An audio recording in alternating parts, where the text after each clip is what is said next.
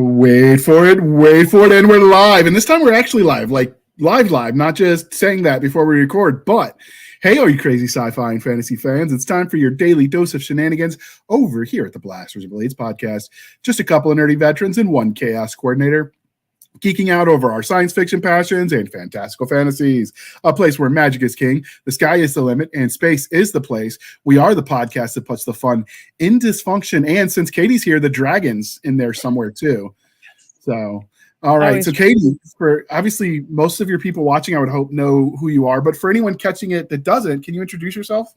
Yes. Hello, everybody. I'm Katie Cross. As JR said, I love dragons, but even more, I love writing young adult fantasy books with dragons and witches and magic. And I always love coming back to Blasters and Blades. That's my third favorite thing. We'll take it. Top three. All right. So the next part of the introduction, dear listener, dear viewers at home, is how we first found each other. And Katie and I have been talking to each other for so long through author communities that how we first met has been lost to the vagaries of time. And I don't want to contemplate how long that's been. So we're just going to move right on and pretend it was yesterday. I'm pretty sure it involved your mom reading my book, right? Just want to clear that up. Yeah, she did read your book. I don't know if that was first because we also met in Vegas at the 20 Books. That's right. I don't know which was first. Doesn't matter anymore. It's all history. We'll take it. But she did read your book, so that's a win. In fact, you sent me a signed one after we met, and she stole it from me. I mean, she liberated it. She's a good lady.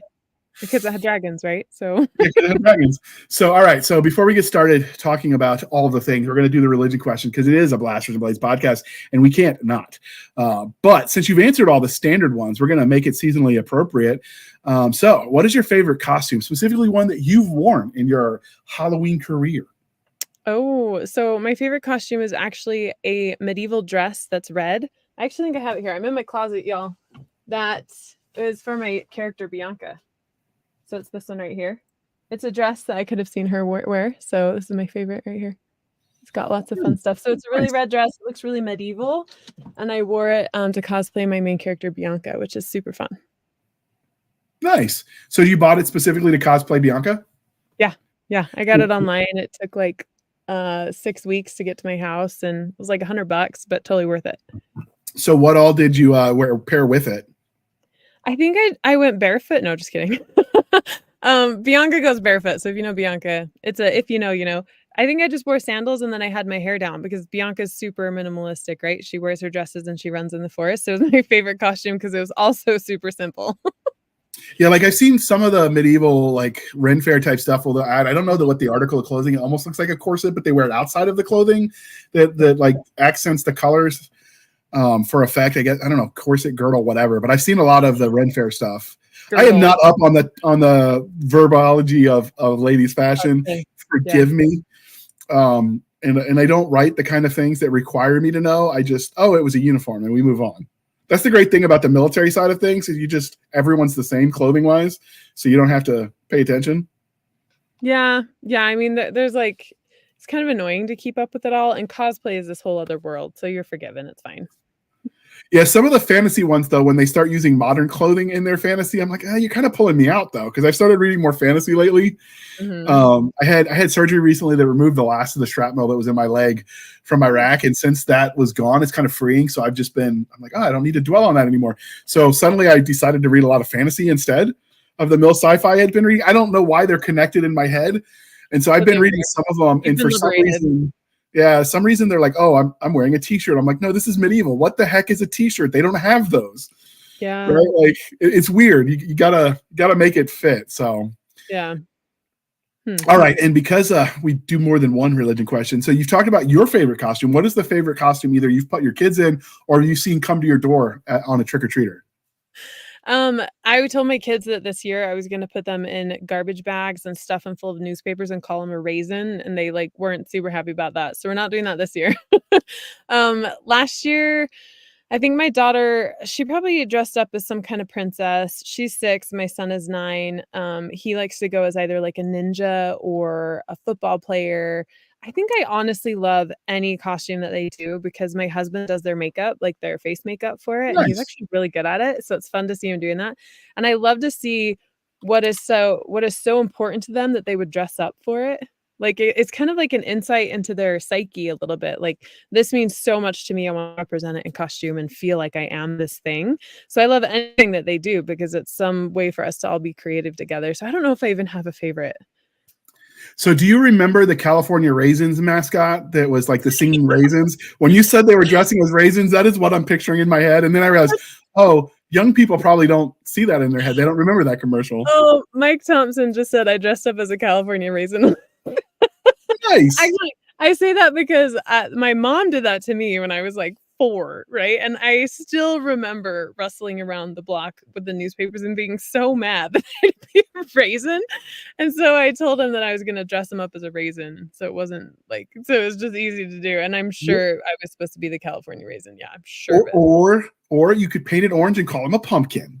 There we go. I'll just spray paint the garbage bag, stuff it full of newspaper. Oh, that's hilarious.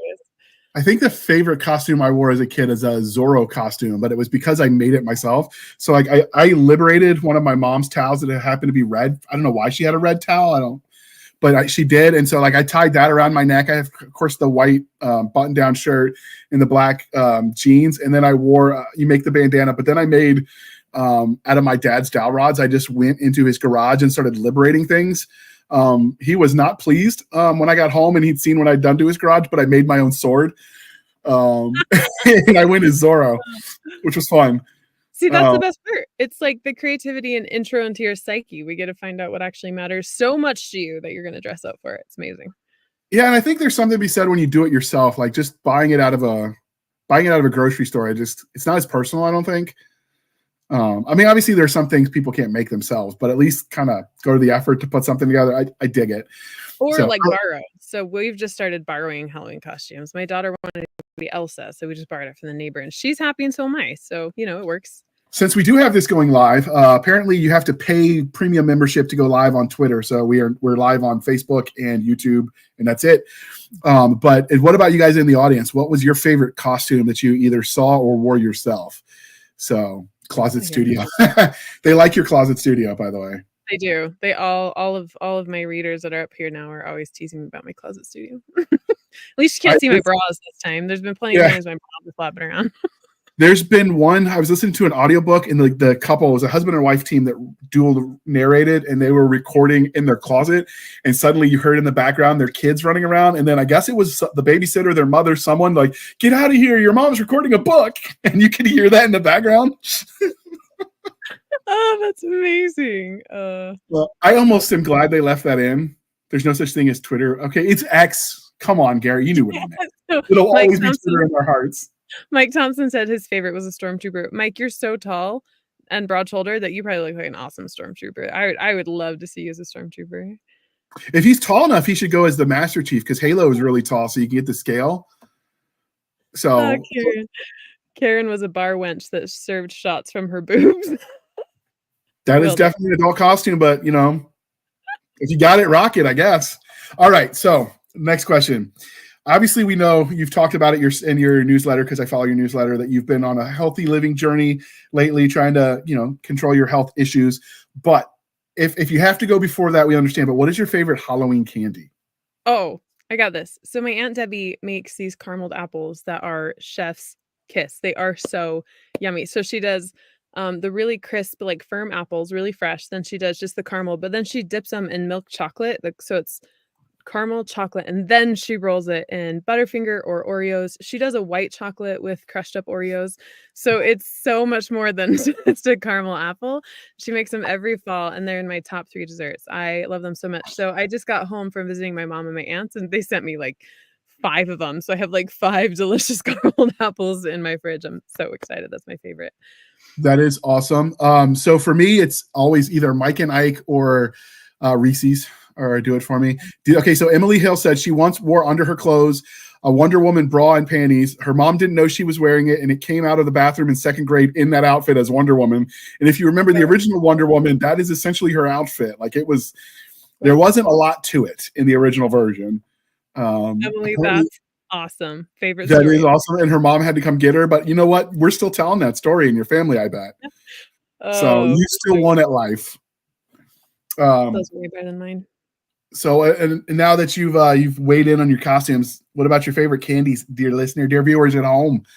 Tell us what you like. Candies.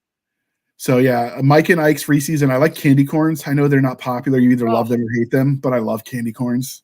I have to bring this up. You say Reese's, I say Reese's. Like Reese's peanut butter cups. It's more like Reese is peanut butter cups, but you say Reese's. So I'm curious too, whoever's listening, whether you say the is or Reese's, because I swear it's Reese's. Some of my pronunciation is just that I'm hard of hearing. I'm what the military calls an H1 category for the hearing test, routinely noise exposed.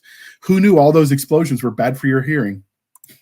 Weird, right? I know, Garrett, right? come on. Garrett just said the pumpkin candy corn is the best. I don't know about Absolutely.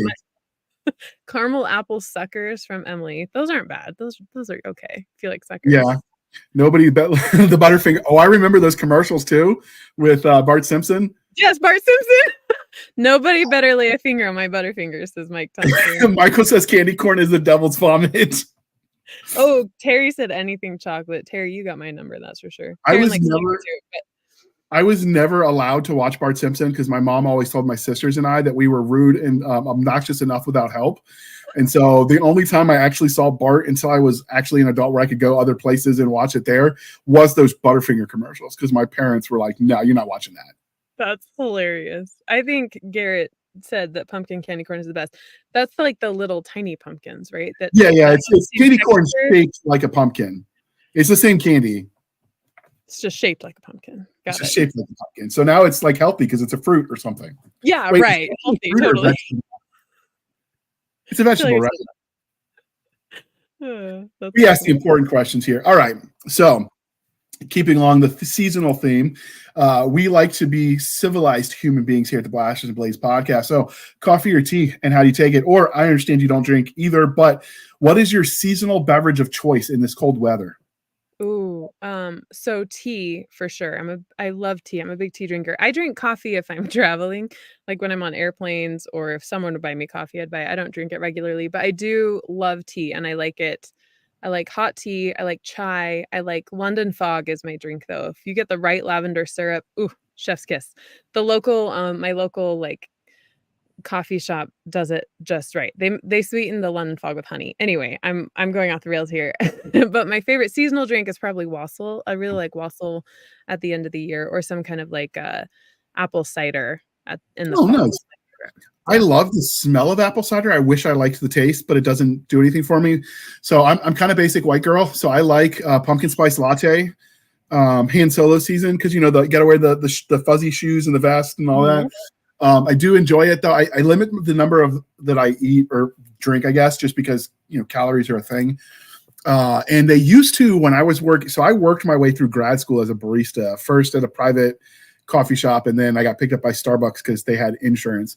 And they used to they called it maple syrup latte, and it literally tasted like you were drinking liquid pancakes with syrup. It was so delicious, but the American Heart Association basically made them take it off the menu because it was so bad for you, which is probably why it was so good. Is that a thing? Like they can do that? I don't know. I assume it was the American Heart Association. I know medical governmental organizations said, yeah, no, take that off the menu. Interesting. I've never heard of that. It seems gross to me, but liquid I remember we have you get the people that come in and order all the frou drinks and they're like, oh, but non-fat milk, like that somehow makes this 1,000-calorie drink better. And I remember I was tired in my defense, but I remember this lady came in and asked, and I looked at the calories because we had like the recipe book that broke it all down.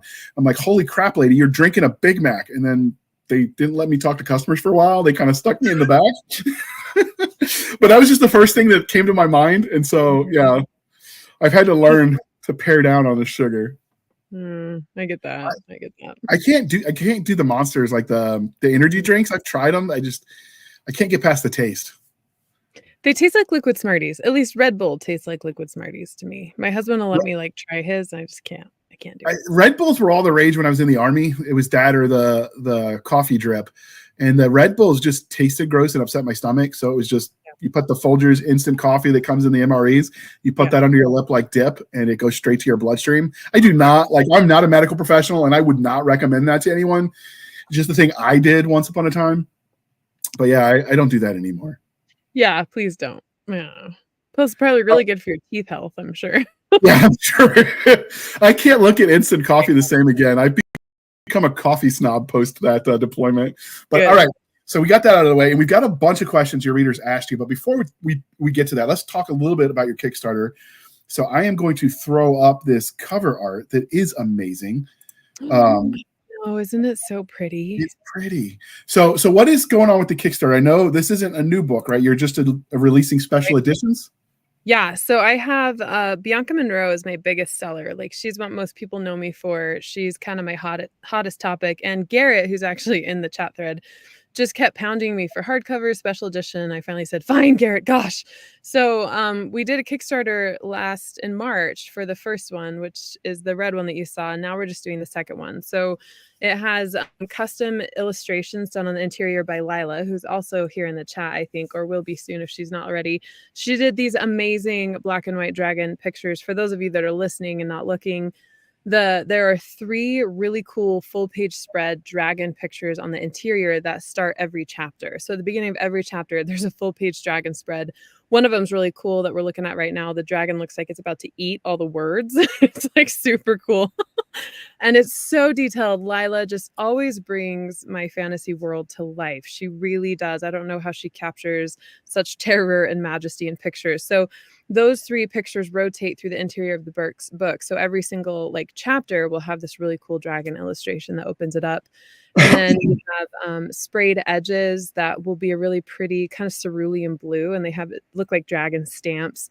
And the exterior is a beautiful foil that's this really deep sapphire. It's a really, really pretty blue sapphire, and it looks a lot like the first book and this one match really well together in terms of design. So it's like a black leather hardcover with the foil stamp that has flames and castles and dragons and the title Alkara Awakening around it. So it's just this really pretty cover. My cover designer is Jenny Zemanek. She actually designed Cassandra Clare's latest Kickstarter that did 1.2 or $2 million. She's amazing in this world, and her cover for this one, she's never once disappointed me, and we've worked together for almost 10 years. So just bringing this team, Lila and Jenny and Inkfluence, who's doing our printing, everyone together, they just make magic happen. It is so cool. The dragons, and I like that it's grayscale, because being colorblind, most of the art I just pretend and I just smile and nod and let people talk like I know what I'm talking about. I can actually see this. It's amazing. Yeah, it is super cool. So we also have, Lila did this other gorgeous map. It's a really cool map. So it has blue and green and earth tones in it, but it has a lot of blue. So it kind of matches the blue on the cover on the outside. And so right now our Kickstarter is just shy of $11,000. So we fully funded at 8, and we've been working and cranking through stretch goals. So we passed $9,000 which got us the bookmark. So there's a ribbon bookmark. At $10,000 we got the sprayed edges, which is really cool. And then at $12,000, we're going to get map end pages. So that means as soon as you open the book, I'll kind of show you this one. As soon as you open the book, there's a picture right there on the end pages, but it will be full color this time. Yeah, it's actually the same picture. Lila did this map too. It's the same picture, only it's full color. So it would be all in blue. So right now we just need to get a couple more backers to help us cross the $12,000 mark. And then we get that full color map end page, which would be so. Gary wanted to know if the cover was backwards because he thought the letters would be in the flame. Specifically to the blue cover here. Let me see. I'm going to pull that cover up for you real quick. This is what he was asking about. Is that the one he's talking about, or is he talking about one of the dragons? Because there was one dragon where it's shooting flame off to the side. Okay. So I think the flame is toward not the cover. So the flame's toward the letters. I'm not sure. I'd have to look and see. We haven't. Oh, that one. I think that's what you're talking about right there. Yeah.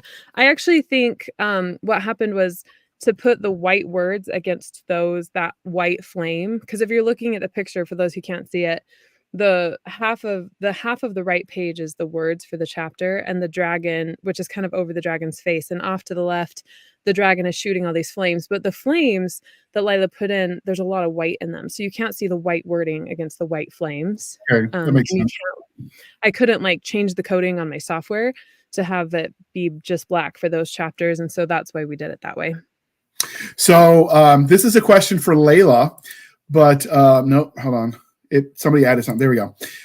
They said Layla must be a Pepsi drinker based on her skill with the art. So Layla needs to answer Coke or Pepsi, or do they not take a stance? This is important. So there's a story here.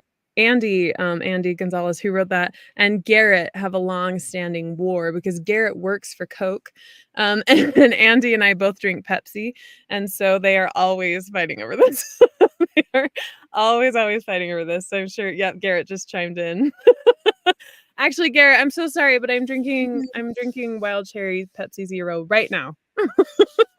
I needed Go Juice, so there's that. So there's a long-standing war with my readers between Coke and Pepsi, and Andy just gets those jabs in anytime she can. Layla has answered neither, but never, ever Pepsi. Well, that's good to know. Lila, she's much more purist than I think most of us are. Lila definitely like watches it a little more closely. But yeah, so now there's a war in the comments ensuing about Coke or Pepsi. Yeah, I tried the Coke Zero. I couldn't get behind it, but Diet Coke I like. And it's not even because of the 0 calories. Like I started drinking because I thought regular Coke was too sweet. Coke Zero makes my stomach hurt, so I don't. Artificial sugar upsets your stomach probably because it does mine. Okay, so one of the things I like that you did, because obviously the point of this Kickstarter is to do the hardcover and to justify the expenses, which I get. But for $15, you can get the ebook audiobook combination. You can't get that if you bought it on Amazon for the dual price.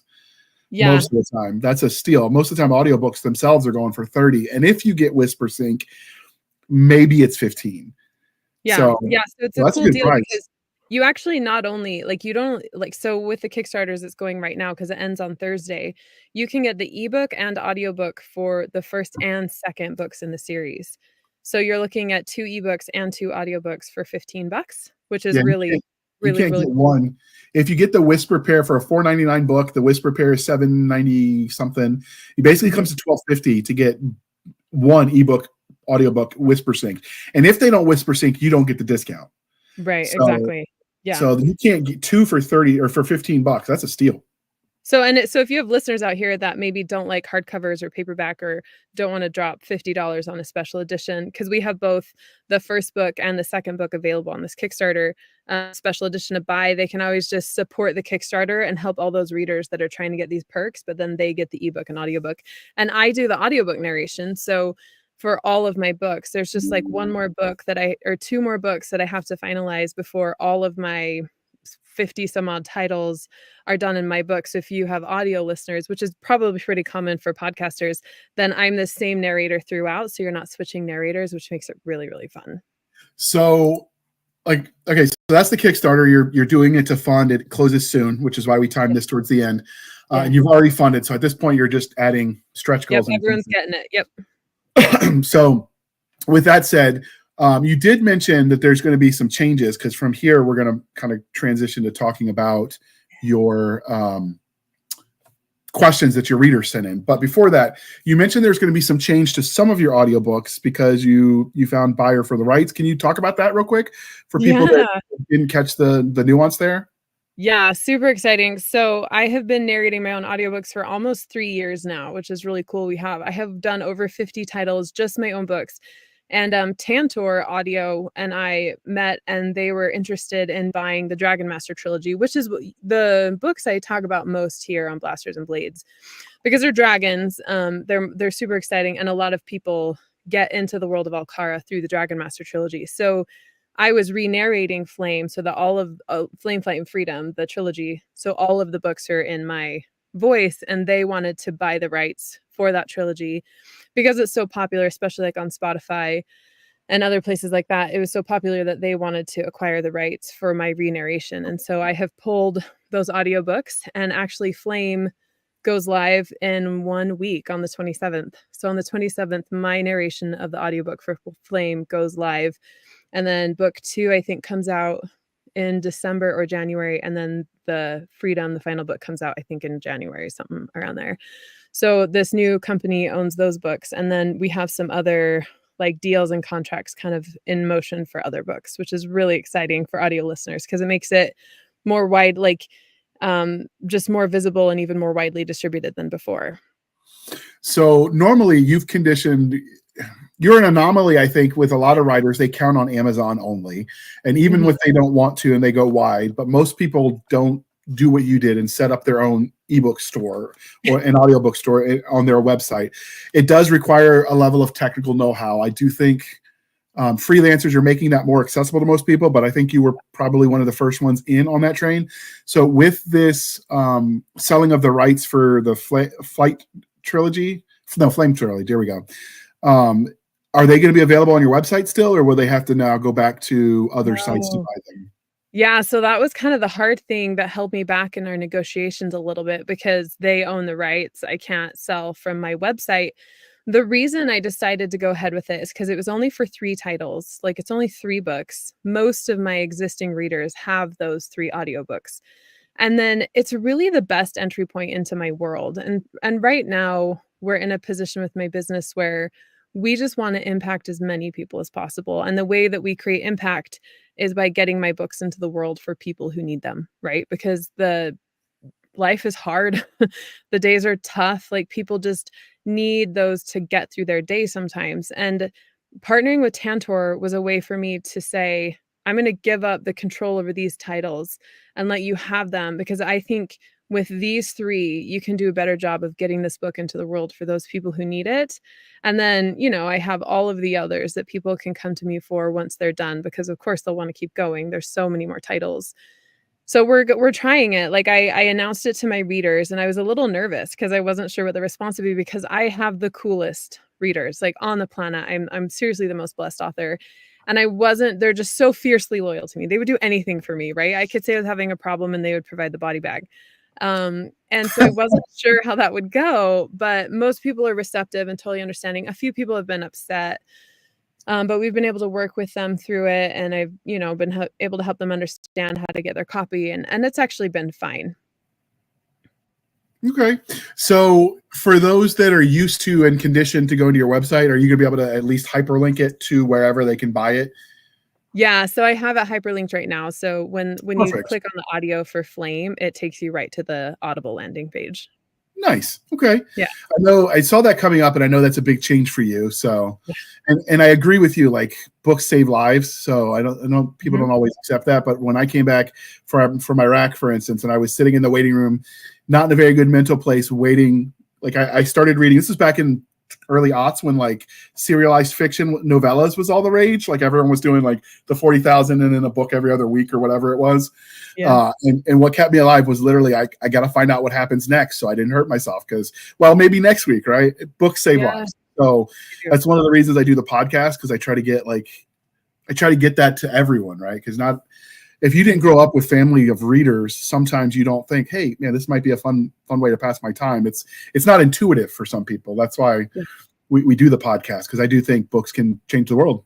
So absolutely, yeah. And it's cool that your books are going to be able to reach more people. I still think the wolves were cooler than the dragons, but I know I'm the outlier. So I do have a wolf series that I co-wrote with Derek Allen Sidaway. The 3rd book is coming out sometime early next year, which will round out the trilogy. But because there's 2 of us writing it, just takes a lot longer for us to get the whole process finished. And JR just loves those books more than anything. It's like Dragon Riders with Pern, but with giant dire wolves. I mean, dire wolves, yeah, that's super fun series. We love that series. Yeah, I enjoy it too, but I also know I'm the outlier. I figured I peer pressured you and it didn't work, so now I've got to like move on to bug Derek and see if he'll get like book 4, 5, and 6 for me. I don't know. He's got a lot, like he's got a real job and stuff, so who knows? He's got a real job and stuff. Yeah, I just play at home with characters that are inside my head. No, he, like, his wife just had their 2nd baby. He does work full time. He's got a lot going on. He's got another little girl that's so cute. So, and I have a 6 and 9-year-old. So collaborating just doesn't take front burner for most of us. So it just takes a little bit longer to get through it, for sure. Although I will say the cool thing about timing of interviews with him is because his office has that amazing view of the mountains in the background. So if you can time it the right season, I don't know if it's daylight savings or which season it is, but if you get the right season, when we interviewed him last time, the view from his window was amazing. Yeah, he's like legit mountain ranch guy, like has horses, is out farming in the field, like doing the legit like ranch stuff. It's pretty cool. You just reminded me. I got to get him back on to talk about his stuff. But yeah, the view was just enough to have him back. If nothing else, I'm like, we got to time this interview so we get the view through window. You're like, you're cool, but your view's better. So right.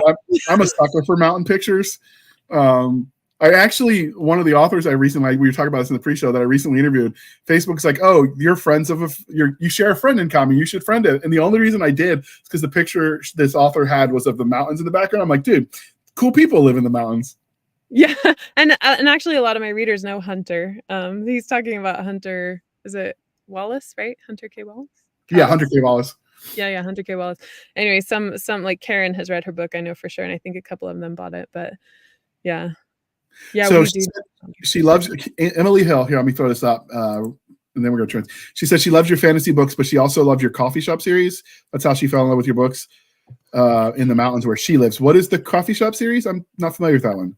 Yeah, so I wrote a clean contemporary romance series. There's 10 books in it. It takes place in a mountain town called Pineville. It's actually patterned after Alpine, Wyoming, where I have my family has a family cabin up there.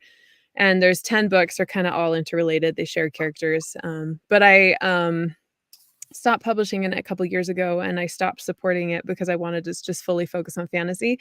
So not everyone knows that I have those books. They're kind of like just a secret hanging out in Kindle over there. Is it under a pen name or is it still under Katie? No, it's under Katie Cross. Yeah, if you go to my author page on Amazon, you'll see the books there. It's the first book is Coffee Shop Girl. It's the coffee shop series. There's a coffee shop called the Frolicking Moose, and it all kind of takes place around this coffee shop in the mountains. I love a coffee shop with a good name. Like one of the coffee shops I worked at when I was in grad school. So Villanova is literally set on a functioning monastery. And I worked at the coffee shop called the Holy Grounds Cafe. Cool. The brothers that lived on the monastery side while I was going to grad school was some of the best. Like we had some of the weirdest, like most intellectually philosophical conversations with those guys. But since that, I'm like, if you give me a cool pun on coffee name for your coffee shop, I'm in. Like Starbucks, Smartbucks. Give me a cool name. All right, so Terry, I wrote down Gordon Dixon and the Dragon and the George. I'm not sure what that is. I'll reach out to you, or you can reach out to me. We're always up for new people on the podcast, so I'll look into that for you. But any other questions before we move on? It looks like we're caught up. Yeah. Yep. All right. So let's start getting to the questions you sent in. I'm pulling up the document. The first question is, when you are reading your audiobook, is the book rewritten as a script, or do you just open the actual book and read it out loud like the readers would? Yeah, so that's from I think it's from Victoria Smith. She's one of my rock star superstars. So she's basically asking, when I record my audiobooks, how do I do that? Like, am I holding a paperback? Like, am I reading? Is there an actual script? And what I actually do is I just open up my software, whether it's a Google Doc. It just depends on if it's a book that's already published or a brand new, like to be published book. Then I just open the Google Doc with the proofread, finalized manuscript, and then I just read from the Google Doc. I don't ever hold anything. It's all just on my computer, because otherwise there would be noise and movement and shuffling. So it's all just done right on my computer screen, and I just read it right from the Google Doc. So when you do that, how do you keep track of the accents if you don't? Like we've interviewed actual audiobook. You're an actual audiobook. We've interviewed audiobook narrators. That's their full-time job, and they always talk about, they split up the dialogue, and then they have like in the margins, like this is the accent they use. Do you have to stop and look that up, or do you just keep it all in your head? Oh gosh, no. I can barely remember my phone number. So what I do is, in my digital audio workstation, it's called a DAW. I use Reaper. You can like basically put 2 markers down and set aside a chunk of audio, and then I export it. So I'll get like a 10-second chunk of audio. And in the DAW, I just name it like Bianca Young or Marie or Derek. And then when I save that audio before I do final processing, I can like have these little snippets. So I actually have this whole library of character accents that I can look at any time, segmented by series. So I probably have 100 different accents from different places in Alcara and different audiobooks that I've done, because, sometimes I'll be narrating an audiobook, especially for Bianca, because I'm just writing her 10th novel, and someone had an accent in book 3. There's no way I'm going to remember it, but I can just go to that library, listen to like 10 seconds of them talking, and be able to slip right back into it. So it takes me about 20 seconds to find them, listen, practice, practice the new line once, and I'm usually back into it right away.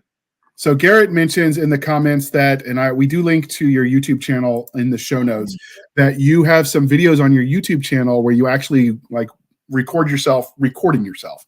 Very Yeah, meta. so it's live recording. So I was doing a bunch of like reader request books. Readers could write in and request certain short stories, and they could watch me write them over the course of several weeks. And then I would record it out loud with them. And I'm actually on TikTok right now. My handle is at KCrossWriting, WRITING. And right now I'm just doing 10-minute audiobook lives because you can't go live on TikTok till you have 500 followers. Once you have 500 followers, you can go live. And once I can go live, I plan to do all my audiobook narration live on TikTok so you could listen to me the whole time. A bunch of audio narrators do that there, and it's a really fun way to kind of just listen and get into a book and see if you want to get it, or to just follow narrators. I have narrators there that I follow that do the same, and it's really fun to see the behind the scene process, or to see me flub up over accents, or sometimes there will be like one sentence I'll say like 5 times and I keep tripping over like if there's a D and a T close together, or like something where I just can't nail the accent. A lot of people get a kick out of watching me getting like growling and making all these facial expressions, or I do a lot of like voice acting with it, especially as I've progressed with my talent. I'll really like kind of act some stuff out. And some people think my facial expressions are really funny to watch, which I'm sure they are. I'm sure they're hilarious. Well, whatever makes it entertaining for the people. All right. So last year you were releasing a book a month. As a reader, this was very exciting to see one of your favorite authors releasing books this quickly, but yet it also became almost overwhelming for them. When I say that, I just felt like there wasn't enough time in between each story for it to sink in for them. Okay, it looks like I got she said they think it was good and bad. How do you feel as an author about releasing that many books as quickly? Do you see it as positive or negative? Yeah, so this is actually from Garrett, and I loved this question. So I launched a new book the first Friday of every month for it was a year and a half. It was almost 2 years, but it was especially like in its process last year. Um, we're scaling back from that. So we've started to scale back from that slowly, and I'll be making an official announcement at the end of the year that we'll probably be launching every 2 to 3 months, probably closer to 3 months, kind of for the purposes that Garrett was saying. Like, it gives us a little time to sink in, to breathe, to come in and out, to build up excitement, that kind of stuff. And business is always changing. For me, it was a very fun experience. It wasn't very stressful most of the time, because as an author releasing books that quickly, I was always on a deadline, right? So it's always like, I've got to be here in writing. I've got to be at this stage in writing. We've got to move to audio production. There's a lot of deadlines and keeping up with it, because these are 70 to 100,000 word books. So books that are basically this size, for those of you that maybe don't know word count. So like 300 to 400 page book, 250 to 400 page books on the first Friday of every month.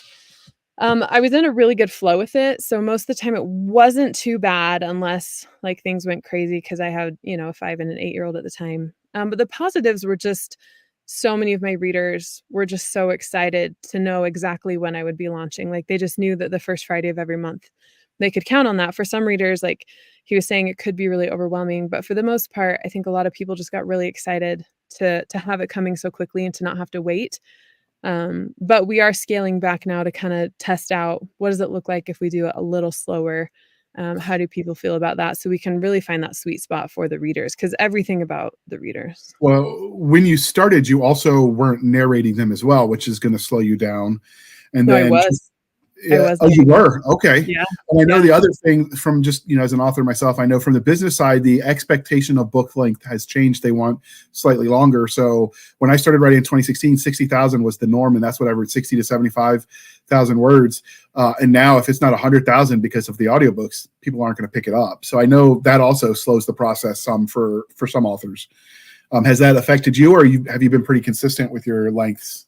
It was more stressful with the longer books, because I had a couple of them were 90 to 100,000 words, and I'm suddenly having to do a lot more work within the same amount of time, versus like the 70,000 word books went much faster. But I always let the story dictate the length. Like, it was whatever the characters in the story needed. It wasn't about me.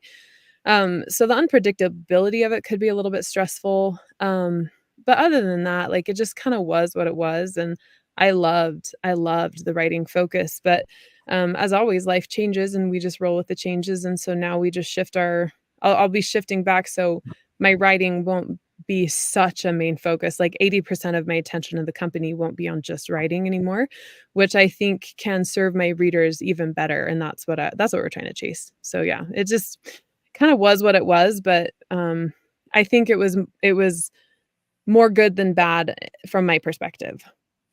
So William Cruz Carroll says that the audiobook for Dragon Master Trilogy Book 1 is releasing on October 29th. So he was excited about that. So good. So worth it. Andy, I think is what this guy's first name was, if I'm remembering. Andy, yeah. He misses the Coffee with Katie. I actually got into one of those, and they were interesting to see them get excited. I hadn't even read that book because I was just reading book 1 of the Dragon Master trilogy, and just to watch them like get all excited was kind of fun. Yeah, so for those who don't know, Coffee with Katie was a weekly meeting that I would do with my readers every Friday at noon and at 7 p.m. Mountain Standard Time, just to meet with them, just kind of chat and have fun. And then we would do book club. So that would be like the first week of the month, and the third week of the month we would do book club, and whatever we launched 2 weeks before we would review then. So yeah, Coffee with Katie was really fun. I had to put it on pause in the spring so I could teach my son's baseball team and my daughter's soccer team. And then I knew I wouldn't be able to do it during the summer. We're just too busy. And so I've just been trying to get back into it as soon as like my con schedule would allow me. So that's why Andy misses it. I haven't reinstated it yet, but I'm trying to. So you mentioned how quickly you were writing. So for you, does that include, do you outline directly, or do you kind of freebase your writing and just go with it? Yeah, this is good because a couple of people were asking kind of like what my process is and how this happened. So we can kind of tackle a couple questions with this. So I do outline. So my process it's very multifaceted. I think better when my body is moving. And so I do most of and I'm a verbal processor, so I have to speak something to understand it really well. So what I do is I go on hikes and I talk story ideas out to myself and I record them. And so I'll figure out a plot that way and an outline. And then when I get home and I listen to those voice messages again, I get even more ideas. And so I start writing them down and organizing them. So if I have like 45 minutes of voice messages, it'll take me about 2 hours to actually work through those, write my notes out, move it around and create a plot structure. And then in that plot structure, I have a writing software that I use. I kind of copy and paste them into different documents. And then I start writing the first draft. The first draft is super ugly. It's super ugly. If I have a 90,000 word book, the first draft is probably 50 to 55,000 words. And I'm just figuring out the story. And then the second draft is the one I make it pretty. So I'm like putting details in and timeline and characters and consistency. And it becomes much longer then. And then the third draft, I take a break after the second draft. And the third draft, I'm going through and just doing more descriptions and finalizations and completing timeline. Then it goes to my editing team and they make it pretty for 3 to 4 weeks. And then I get it back, finalize it. And then I do the audiobook as a final proofread. And then usually we're done by that point. Some of my books require more drafts than just 4. But for the most part, especially if I'm writing in Alcara, they just require 4 drafts. I've actually had other authors and editors get shocked when I tell them my books get longer in edit. I have never come back and done a second draft after the editor gets it and not added at least 10,000 words. I thought I was an outlier. I remember when I was in college, I was a history major, and normally the professors would be like, oh, you have to have a minimum of X number of words or X number of pages. And then they'd look over at me and be like, but you, JR, this is your max limit. Because I would write too much for them. And so I remember once, I went from the 12-point font they wanted, because, it used to be Times New Roman 12-point font or bust was what they wanted. If you remember your college days, I did it in 8-point font. So I hit the page limit and then they got really mad at me. So I've always been wordy. I'm glad to hear that I'm not the only one. If you're talking about getting longer, I was always told I was the outlier. No, my first drafts are always shorter because otherwise I'm just trying to find the story, right? Because by the time I get to the end of the first draft, a lot at the beginning of the first draft will need to change. And if I've wasted time making that pretty imperfect just to delete it or change it irrevocably, then it just doesn't make sense. So I just say I write ugly, I write skinny, and then I start fleshing it out from there. So yeah, mine always gain weight as it goes, always. I think I'm the kind of guy, I know nowadays modern writing trends are less description. The academic theory is that you want to give less description so the readers can visualize it themselves. I'm the kind of guy that wants more description. I don't think Tolkien gave me enough. The trick is, of course, to target that description on the important stuff. And so that's why it makes sense that you would write your first draft light, because you don't know the story yet. You don't know what's important to describe for later. That makes sense to me. Yeah. And to kind of go with that, to anticipate a question that we have coming, someone asked if I write this way, like, or if I write and decide these ideas from real life experiences, like, how do I come up with that original plot that I walk out so that I can write these books in this process? And the reason I want to highlight it here is because so much of that process actually, yeah, like it does come from real life. Sometimes I'll have experiences in real life that I kind of work out through the story intentionally or subconsciously. Like, you'll know this, JR, like we push things into our stories that we're working on and we don't see it. But so much of what happens for me in my creative life actually really comes from my walks in the forest, which is important for my readers to know, because that is the forest. Leadham Wood is such a huge integral character in my story that I think for them to understand that Alcara as it's in my head actually really originates from Alcara as I see it in the world, because I live in the Montana mountains. And so the mountains and I do a lot of my thinking out loud. and I want them to know that so much of that inspiration and that story making and working through it actually really does happen in the forest, which is really cool.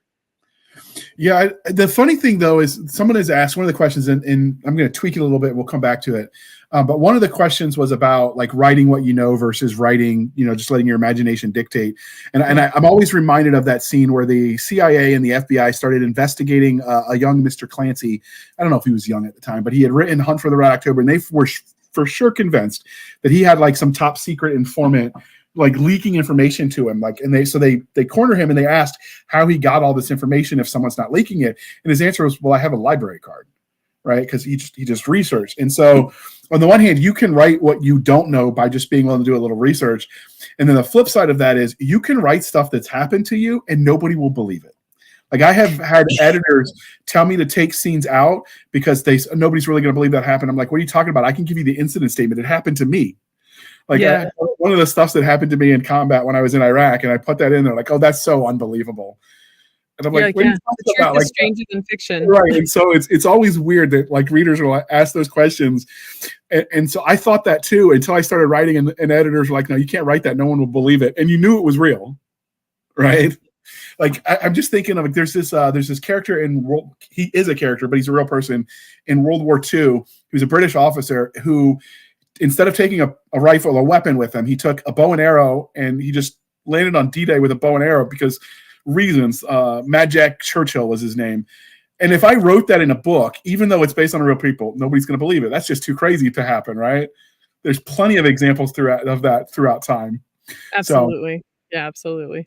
All right. So this is a quick question about the actual formatting. So how do you decide the size of the book, the 6x9 versus 5.8? Is there a formula, or do the publishing side decide? And then towards that as well, some people do the large print, the bigger print. How do you decide when you're going to do all that, and how?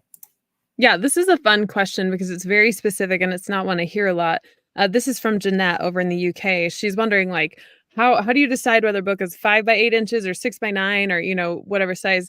So much of it is preference, but also genre preference. So a lot of I started my paperbacks at 6x9 simply because, and that's this size right here. So this hardcover special edition it's 6 inches across the top and 9 inches down the spine. That was all that Amazon and CreateSpace and those places offered for independent publishers at the time.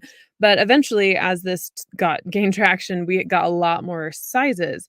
And I prefer a 5x8. I think it's more compact. I think it's easier to carry. And I think it's closer to trade paperback. It's bigger than trade paperback, but closer, which is what a lot of people were more used to. And it just takes up less shelf space. And so we started to slowly integrate everything over to 5x8. So we went forward in just 5x8. And my plan is to stay there because that's what myself and other people prefer. But like the special editions are 6x9 just because they're a little bit bigger. They're more of a shelf trophy than an actual read it book, that kind of thing.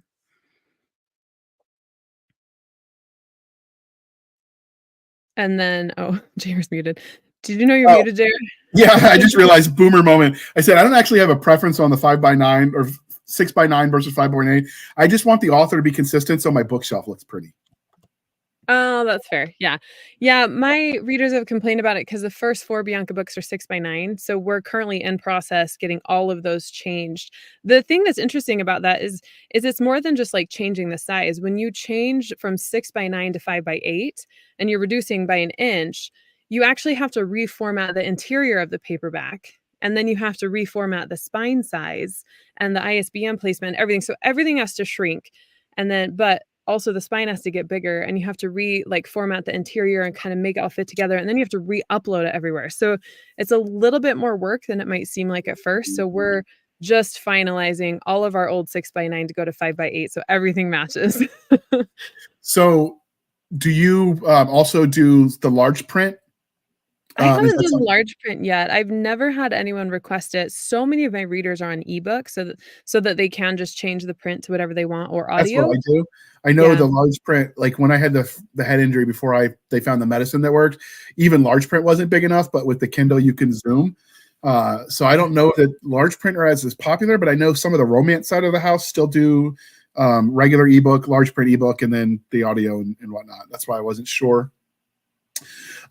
So one of the readers asked how you stay focused when you write and stop basically like the squirrels from pulling you in other directions and other plots. Yeah, sometimes that can be really tricky. Usually when I get into a story and I'm in a plot line, I just wanna stay there and I'm so excited.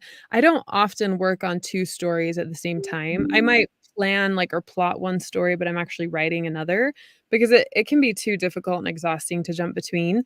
However, there is something to be said for story ideas happening while I'm writing another book, and I've gotten really good at just controlling the squirrels by just shutting their little mouths. I'll write the idea down somewhere. I have, like, this dump all place where I write all the ideas, or I'll even sometimes send them to Lila and say, "What do you think about this?" Or, like, different people or different things I'll reach out to just to get the idea off my head, and then they'll go away and I come back to them. Because almost always when an idea comes to me, I end up using it at some point, but it might be, like, 10 years down the road, but I keep it, and then that shuts it up so I can focus. Speaking of focused, the next question they had was, do you write from start to finish? So do you write linearly like I Yeah. do, or do you bounce around like weird, crazy ADD people do? I Both actually sides write may- pretty I write pretty linearly, there we go, linearly. My gosh, you I guys. couldn't get it How do I either, so we'll go with it. how do I do it? I pretty much write in order because when I'm first drafting, I don't necessarily know what's gonna happen too far ahead. The only time that I've sometimes written out of order is if I'm really excited about an ending and I wanna get it down, then I'll write a really sketchy first draft just to get the emotion and thoughts and stuff out of my head because 'cause I'm excited and I'm in it. But other than that, I pretty much start at the beginning and go all the way through. Now, you mentioned that you dictate your ideas on your walks. Do you also dictate the text, or do you go back to typing? So, until this weekend, all I ever did was type, but I had a 5-hour drive on Wednesday and again today, and I was like, "I wonder if I could just try." I had some scenes in my head that I really wanted to get out, and I have a really busy week this week, and I was like, "Well, I'm just gonna try it." So, it's really awkward to do at first. I've tried it in the past when I was breastfeeding my daughter. I tried dictating and I just didn't really like it, but I tried it this time because the scene was so bright in my head, and I'm in the wilds of Montana and there's nothing, right? So I tried dictating and, I was able to get it transcribed and then the transcription cleaned up, without changing any of what I said, just cleaning up punctuation, and I read it and I was like, "That's not half bad." For, like, a first draft, like, I could that's, like, first draft level, like, writing from a transcription. So I just started this weekend, and now I'm chewing on whether I wanna actually start like, um, talking out scenes while I'm hiking so I could hike longer and be quote unquote "writing," but I don't know. I'm gonna keep feeling it out, but I have tried both officially now, and it's interesting. Yeah, the danger for you is because you narrate your own books, you've got to protect your voice a little bit more than I have to worry about, and that That's makes a it. difference Yeah. for you. Yeah, So, that's it. do you have like a process that you do for your voice? Like, I know some people that sing will do warm up, whatever noises they make. Do you have any kind of process to warm up your voice before you record? I don't record in the mornings because my voice is very, very different. Like, it's tonally very much lower, it just sounds a little more gravelly. It takes me a while to wake up, so I have tea every morning, just kinda, wake it up. I talk to my kids and stuff. I don't do that. I just found out that I have severe tongue tie, so that like the attachment underneath my tongue, the frenulum is really really tight. Because I get headaches after I've been recording. I have friends that will record for like 5 6 hours and it won't phase them, but I get headaches after a couple hours. So I just found out that I have really severe tongue tie that we're gonna have to take care of so I can get my musculature the way it should. So I've just started doing tongue exercises to Okay. strengthen specific muscles in my mouth to help me audiobook record better. But to warm up, I just kind of start going and I drink a lot of tea and I just drink a lot while I'm doing it. And I have cough drops that I'll take a break and suck on cough drops while I walk around the house for 5 minutes and then I come back and that's pretty much it. I know when my youngest was going through speech therapy, they recommended peppermint like mints that you suck on, but they have to have real peppermint oil in them. And it'll do the same thing as a cough drop without some of the additives. Okay, so this is I had to throw the dragon back up because that's just a cool picture. Like I'm absolutely in love with that. Yeah. But so one of the readers had a question for you. It is kind of a two-part. Have you ever created a character that you ended up disliking so much that you were itching to kill them, but for whatever plot reason you couldn't? This is from Andy, and I read this and I just started cracking up because this is totally something she would ask. I have been very eager to kill a lot of characters. Like I just can't wait for them to get their comeuppance. Is that it is sometimes hard to like let it keep going, but I'm also very patient because I know what the story needs and I'm excited for the protagonist to win. So it's never sabotaged my writing attempts, but I've certainly just felt so excited to get rid of some of our bad guys. I have killed characters before because like my first series that I wrote in conjunction with another author in his universe essentially, and my series had to wrap up into his for his last book in his series, and he changed things, which meant I had to. So I had this character that she was a young girl. I wanted to show like the Marines in this world could be super smart, and she was going to grow up to be the love interest, but at this point she was just annoying. And when he changed his plot so the timeline shrunk, obviously she's too young to be a love interest. I'm like, I don't know what else to do with a teenage girl. I'm just going to kill her. So I definitely feel you. I've been there. Speaking of awesome. killing, and this is why I told that little anecdote. The follow up to that question was: have you killed a character just because they bored you? Yeah, I think I have, or kind of like you, JR. I gotten to a point where I'm like, I don't know, there's nothing to do with these guys, and so I just kind of off them. Like, yeah, I mean, no one's gonna cry if you're gone, or I don't know what to do with you more. So I'm sure I have. I don't have an example off the top of my head, but that seems right to me. Yeah, and I think sometimes the character can serve more of a purpose just by giving them a meaningful death, because then they could be a rallying cry later. Yeah, that's Just don't do the wash death. You know what I'm talking about on Fire or Serenity, the movie, where like they just randomly kill him when they land. And I'm like, you could have made that like so, like he could have died to save everybody. You could have let him go out a hero. Instead, it was just like, yeah, he freaked, wrong place, wrong time. I was gonna say that annoys me in a book. I like it though. If you're gonna kill somebody, you make it meaningful. Yeah, well, and I've also had like Garrett in the comments just made a comment that reminded me. I think most of the time I'm killing people because someone has to die. Right? Like you get this, JR, like you write military stuff. It's like not everyone can survive what I put characters through. So it's like someone's got to die, right? So like you sort of are more I feel like I'm more obligated to kill some people than bored with them. Does that make sense? It does. I'm picturing that scene where you've got it was the Shrek movie where he's like, some of you may die. It's a sacrifice I'm willing to make. Like I'm picturing that scene in my head. You know what I'm talking about? You got kids. You've seen that movie. If I I feel that way sometimes. Yep. I have that scene in my head sometimes when I'm killing people. Okay, so speaking of character deaths, this is me adding a question. Did it bother you even just a little bit when you killed someone's dad in the first Dragon Master series book? I mean, not really. I did not see that coming. I remember sending you a message at like 3 a.m. I'm like, I hate you. Yeah, I actually get those messages a lot from various people in various books. There have been a couple books that I've like released it with sort of like a grimace on my face, like, oh no, they're gonna hate me. Like, that certainly happens a lot. Yeah, it doesn't really affect me that much. There have certainly been deaths where I have felt emotional, like, oh, this is so big, like this is really gonna hurt, or this is really sad. We really love them. There's one character, Martin, that whenever he dies, I'm just gonna be super sad about that because everyone loves Martin, including me. But for the most part, it has to be done. Apparently, there's the debate again about Ellis. Yeah, so Elis is one of my dragons, Oh, and right now in Elis, the okay. comments, there's a debate going on about Elis. Elis dies in a certain book, and Garrett is convinced that Elis will come back to life, but I've told them repeatedly Elis won't come back to life. But I always say I'm not in charge, that my fantasy world Alcara is in charge, and I just got out of her way, and I write her stories. But I really think Elis is dead, but Garrett's like, nope, he's gonna live, just like Lila's saying he's gonna live. This got so bad. This Elis lives debate got so bad that we actually made T-shirts for them to wear, and one said Elis died, and one says Elis lives. I like that. I like that. Oh, it's awesome. You should do that now that you've got Layla. Is it Layla or Lila? Lila. Lila. Lila. Now that she's drawing these awesome dragon pictures, like you can pair the art and like make posters. Oh, Totally do it. That's the art is amazing. I had to throw that back up there just because I wanted to look at the art while we were talking. no, Lila's amazing. She brings my world to life in ways that it's sheer magic what she does.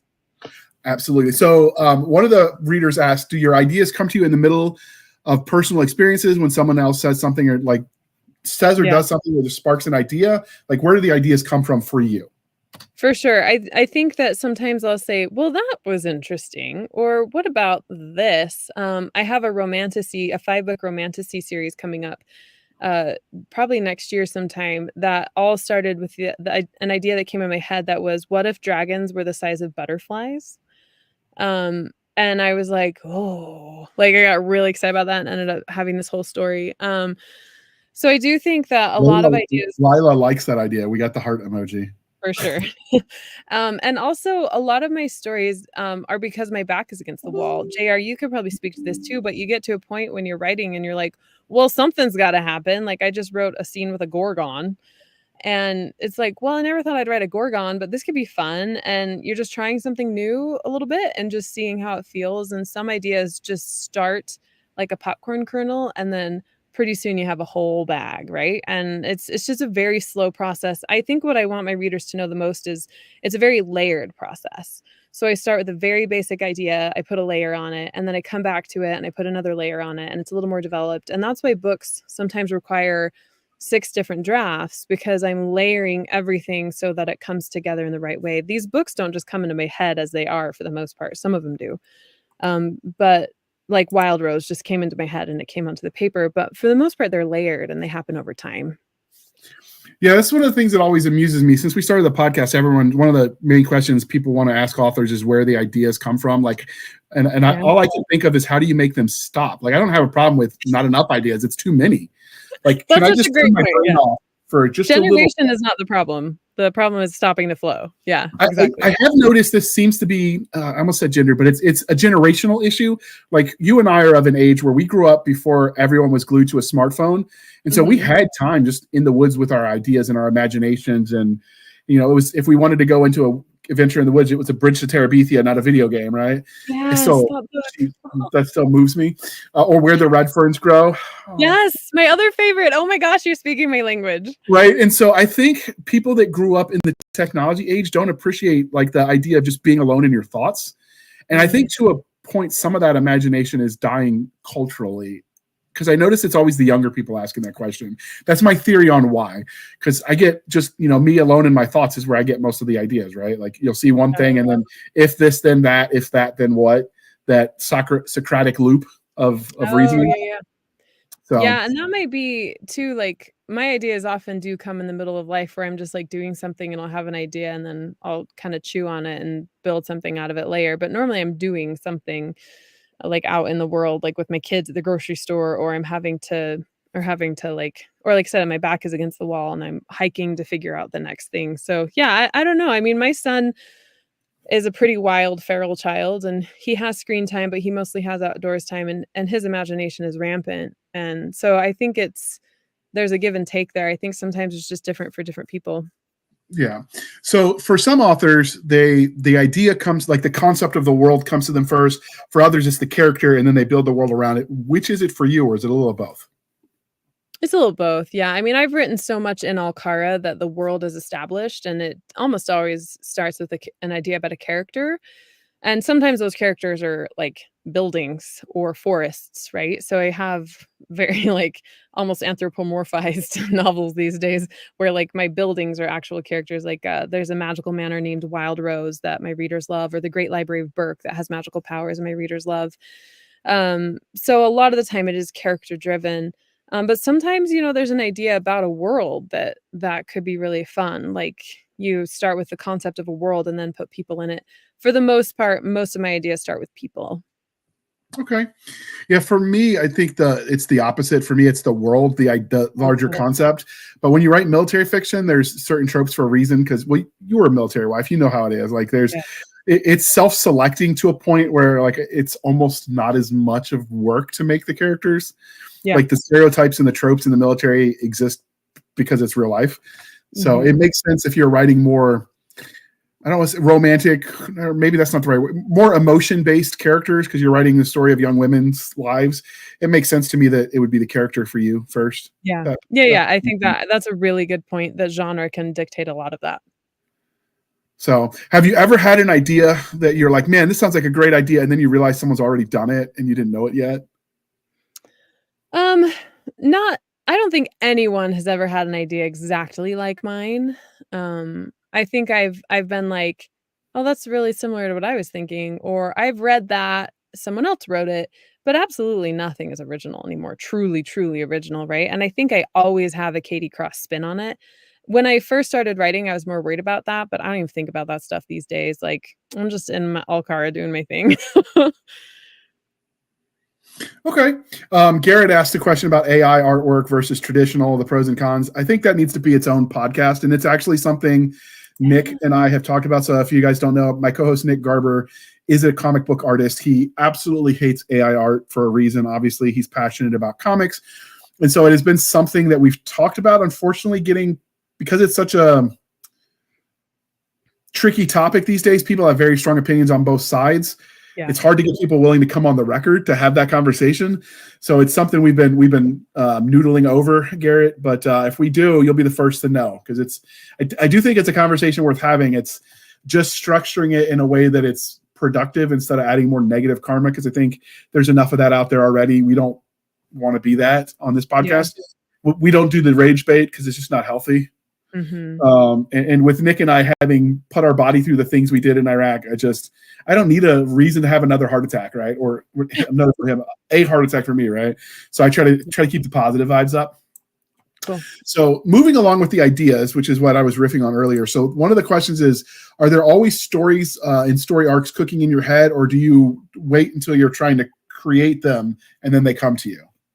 Oh, no, they're always in my head. Yeah, I always have about 8 different story ideas in my head that I oscillate through thinking about. And I just focus on the ones I'm currently working on the most. But yeah, I have stories I've promised readers 8 years ago that I'm still simmering on. I was diagnosed with adult ADHD a while ago, and so much of my life made sense because there's just such a wide-ranging focus on all of the different stories. But then I can hone that focus in on one single one for the time I need to. And that tracks with your personality because you're very outdoorsy kind of thing. And before we were all living in suburbia, like the people with what we call ADHD or ADD now would have been the movers and the shakers because they had all the energy and drive to do all the things, right? Exactly. Like they'd have been the blacksmith who invented all the new things because they just were bored. Yep, exactly. So it makes sense given what I know about your life that it would have taken until your kids forced you to slow down a little bit that you got diagnosed. For sure. All right. So how long, this is a question about your journey into becoming an author. It says, how long did you work on stories before you felt brave enough to present them to the world? I was super insecure about my stories when I was like in my teen years. I would write, but I was really shy about it. So I didn't tell anyone that I wrote. No one ever read my stories until I think I was in my early 20s. And I decided I'll just share them. I was working as a nurse at the time, so it wasn't like a closely held part of my personality. It was, but it wasn't like an open part of my personality. And the first time I started sharing it, it was scary just because it's like they're just reading the pages right out of my heart, right? Like they're just like it was so fascinating to me that I could just hand this book over to the entire world and they could just be reading these pages off my heart and never know that and then just go critique it, right? So that that kind of was my first experience, and then I feel like I got jaded to it over time. Like, just throw it out there now, but Yeah, that makes sense to me. yeah. So this is a question, when I didn't start writing until I did a writing as therapy class at the VA post-Iraq. Like, I was a history major, so I did a lot of writing, but it was all academic. I had to unlearn all of that when my first editor was like, JR, you are limited to 3 commas per sentence. Because in the academic world, you remember there are a lot of subjunctive clauses, and you might get a sentence that's a paragraph that has like 12 commas in it, grammatically correct, stilted as hell to read, right? Yep. And so for me, like, my writing didn't come till older, but looking back on it, I realized that when I finished a story that I really liked or a TV show that I really liked, the story would keep going in my head and I'd insert myself into the world. So did you do that when you were younger before you started writing the stories down? Were you already thinking in your head in terms of story? 100%. Yeah. I think I was born thinking in terms of story. I was writing stories in my journal in first grade. Um, Nice. yeah, like the moment I could write stories, they were on paper. Like I still have the journals with these stories. I was like outside playing in the snow or something in the story.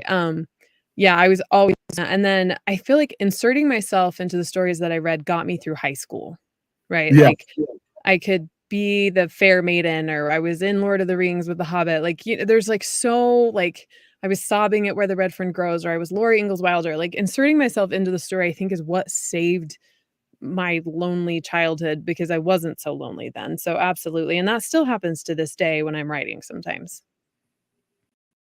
Okay. All right. So the next question for you is, do you ever make physical representations of your fantasy world before you could flesh out the whole story? So I'm thinking probably in terms of maps or character art or just art in general. Does that come first or later? I've never really represented my stuff through actual art unless I am trying to spend time with my daughter. She loves art. She loves to paint. So sometimes when I'm like stuck, I'll stop working and I'll say to her, "Let's do some art together." And she'll always say yes, and then I'll try to like just paint the scene that I'm stuck on. So it'll look awful. Like it's a joke saying that I'm even painting with Lila here in the comments. But sometimes I'll do that if I'm stuck on something or my subconscious is chewing through it. But other than that, I haven't ever really represented myself, my fantasy world any other way but just in the words. Other So people do, but like Garrett and Lila and Terry, but not me. I know in one of your other interviews, you've mentioned that you scene block sometimes with your husband when you're doing the combat stuff Yeah. because obviously his skill set in that regard. Do you do that from a topographical standpoint? Like when I write combat scenes or action scenes, I make a 3D representation of the terrain and then I plan it out so that way I understand what they're seeing from each vantage point. Do you do that kind of stuff given that you have the military as your husband? He Yeah. has all the same skill sets to do that with you and for you? Yeah, I certainly have had, well, like when it comes to fight scenes, I'll have my husband like work it out with me, especially if it's like grappling or swords or something. We'll have like sticks and I'm just trying to make sure like my directions in the scene make sense and he'll kind of point stuff out. I will do that. And then if there's something physical, topographical, I will grab a napkin and a Sharpie and just sketch out a very rough, like, oh, the hills are here, the mountains are here, they're going here. Okay. And it's very not professional at all, but I just need to like know in my head where the compass points are and what to kind of say. I You're did. probably way more detailed than I am. So I grew up as in the infantry. I was, your basic grade A grunt. And so for me, like I literally will make a 3D representation. So I remember my first battle scene that I wrote, I had like sponges for the mountain ranges and I stole my kids' Lincoln logs and build the blocks to build like the different forts that were around. And I had the little green army men where each represented a battalion and I'm like planning it out. And then of course, as I moved, like I would subtract as this unit died and we'd like move units around. But that meant I had to leave it up as I was writing. And it took me 2 months to write that scene. And eventually my wife was like, JR, I love you, but I need my table back. We can't keep eating on the couch. And so I had to write faster so she could have her table back. Oh, that's awesome. I love that. But I know not at this point I can do it like you said. I'll sketch it out because I realize that's just not practical. And yes, I know we're cutting close to your listener on time, so we've only got like 5 questions left from the list. Cool. Do you have a spreadsheet for your every character, like a list of your characters' strengths, weaknesses, who they love, who they hate, to keep it in your head, or like how do you track the characters? Oh, I totally have a spreadsheet. I have this giant spreadsheet. It's like the column letters are like triple at this point. There's like BXV or something. So I have one part of the spreadsheet has a timeline. One spreadsheet has like characters, one has places, one has currency, one has magic systems. So I have this one spreadsheet on Google Docs or Google Sheets that kind of holds all of Alcara. So I can look characters up to get their descriptions, like their eye color, their age, their birth date, or I can look at a timeline to see where things are happening. There's no other way I could do it. Okay, I actually, and some authors will do this because I've talked to other authors as well. They almost use like a D&D character, well, RPG character sheet almost, and they just make one for all the important characters, and that can work too. Do you have it to that level of detail where like they're this tall, they have this color eyes? Probably not as detailed as some of them are. I just do the pertinent things that I know might be repetitive later or unique characteristics. Like he has a lisp or he says me instead of my, or like he was born here, this was his job. So I just do anything that sort of is identifiable and that I could use later to keep them familiar to my readers, but I don't decide things that I don't mention directly in the books, if that makes, like, I don't create a whole character profile. I just gather the information as I write, and then the other details I would just decide if I need them, if that makes sense.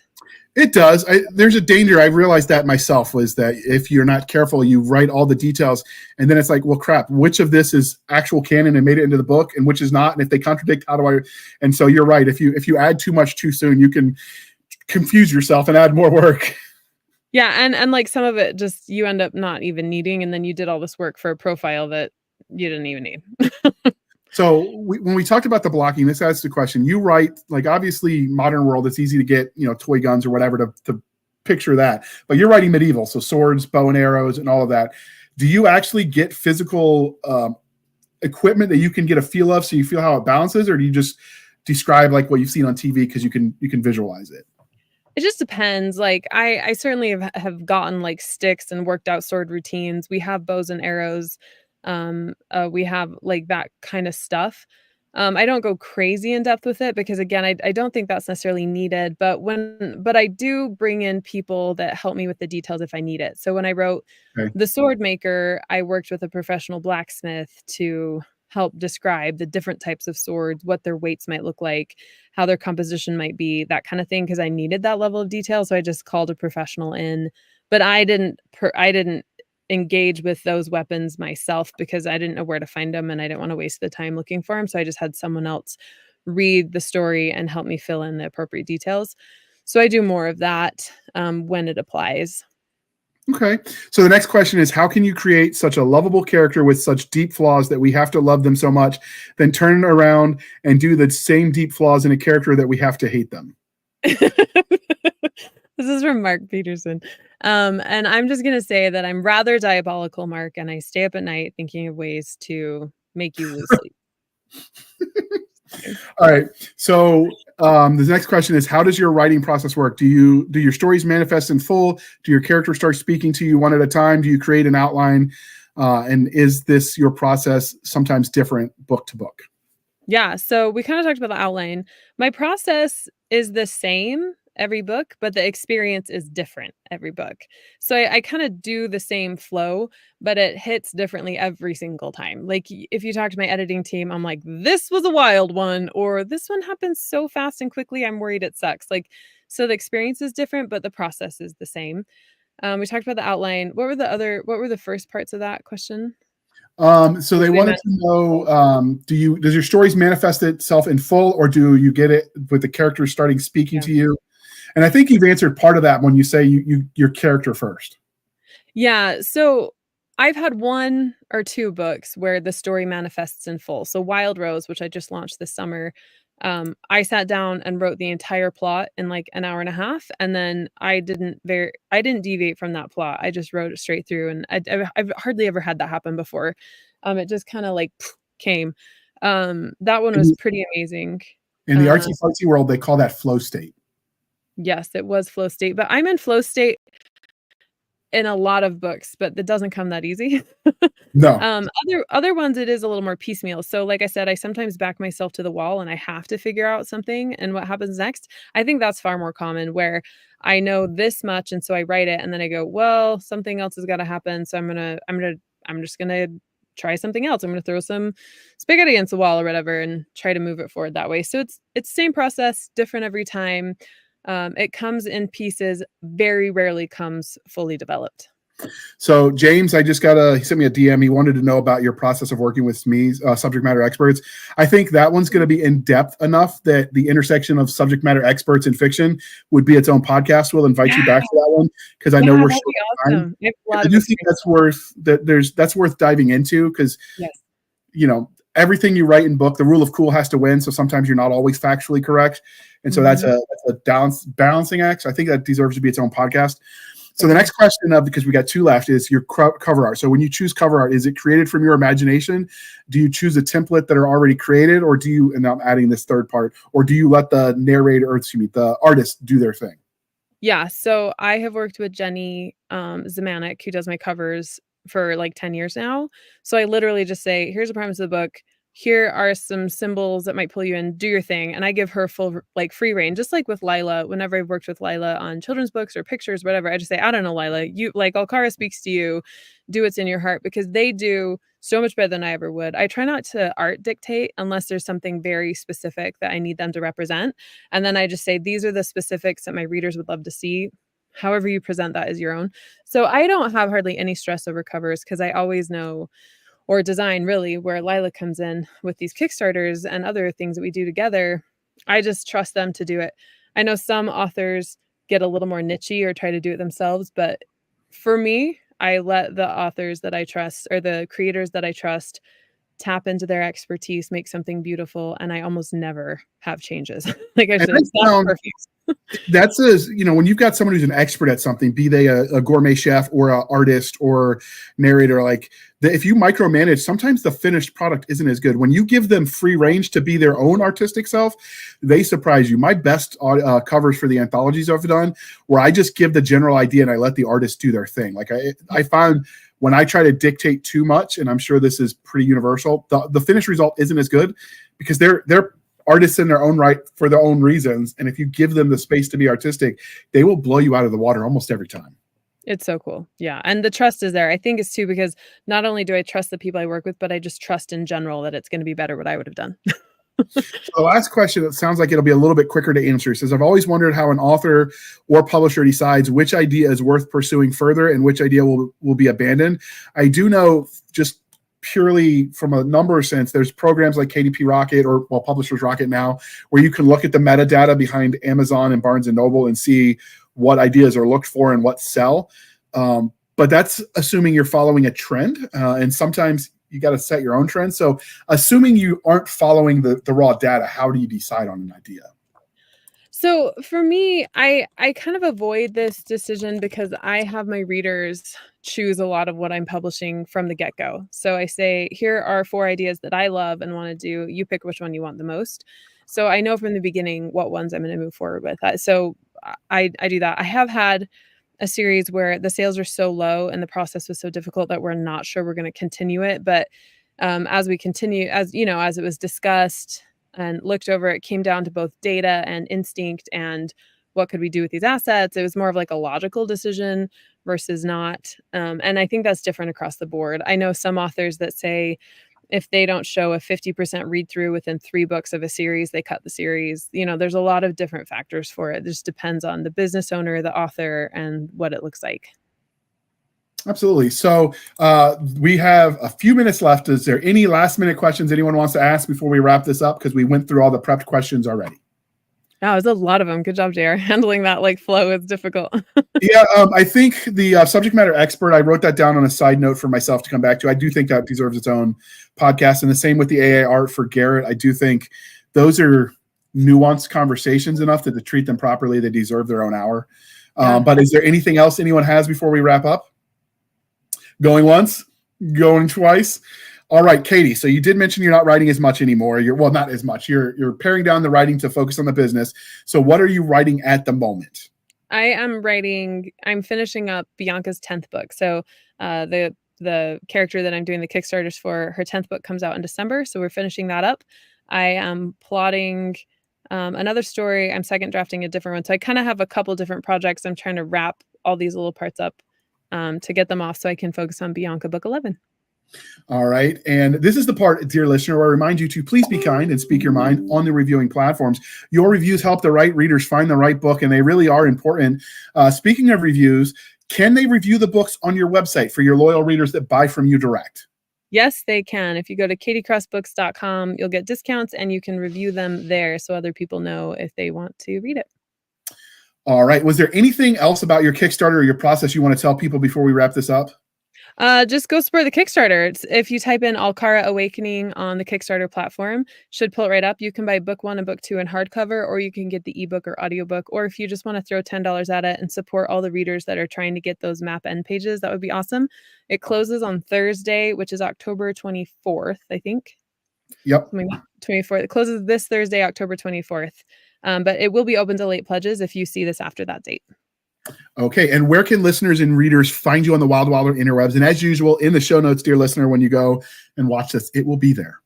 Yeah, so the best place to find me is katiecrossbooks.com. You can get my first book, Miss Mabel's School for Girls, to read there, or any of my others at a discount from the retailers. We're available anywhere books are online in ebook, audiobook, and paperback. We also have a fun Facebook group called The Witchery if you want to meet other young adult fantasy readers like yourself. And I just started on TikTok like 3 weeks ago. I'm at KCrossWriting, which is really fun. So go follow me there because we're having a good time. And the more people follow me, the sooner I can do the live narrations there. Absolutely. All right. And you can find us, dear listener, on our Linktree, linktr.ee, Linktree/Blasters and Blades podcast. Again, Linktree/Blasters and Blades podcast, where we link to all the things, the BitChutes, the Rumbles, the YouTubes, the TikToks, the Twitters. We have our Blasters and Blades Facebook group and Facebook page. You can email us at blastersandbladespodcast@gmail.com. Again, blastersandbladespodcast@gmail.com for professional purposes only, people. Send the shenanigans over there to Madam Stabby Stab on the Instagram, Twitter, and the email. Also linked in that handy Linktree. And we have a website over there on Spotify, a bunch of gobbledygook. Trust me, you don't want me to give out all the random letters. I hate Spotify for doing that to us, all the updates. Anyway, but if you go to the website through the Linktree, you could support the podcast for as little as 99 cents a month. You can help keep the lights on. These episodes aren't free to produce, and every penny counts. Or you could support the show more directly at buymeacoffee.com/author J.R. Handley. Again, buymeacoffee.com/author J.R. Handley. Be sure to put in the comment section this is for the podcast, and I promise I will keep my co-hosts duly caffeinated. They will drink that coffee brand coffee till they float away on a river of Java. Speaking of that coffee brand coffee, link is in the show notes. Discount code podcast Grunt. You get 10% off. We get a little bit of a kickback. You support an American business, and it looks like soon they will be shipping overseas. So if you are not in the continental US, then you have options coming soon. But I still encourage shop local wherever possible. And even if that's not coffee brand coffee for you Aussies that are listening, shopping local is good for everybody. So with that, thank you for spending some of your precious time with us. For my absentee and insane co-host, I am J.R. Handley, and this was the Blasters and Blades podcast. We'll be back next week at the same time, where we'll indulge our love of nerd culture, cheesy jokes, and all things that go boom. Thank you for coming on, Katie. This was a lot of fun. We might have to do some more live shows. You've convinced me it's going to be fun. So It's all your fault. And with that, we will end the stream. Wait for it. No,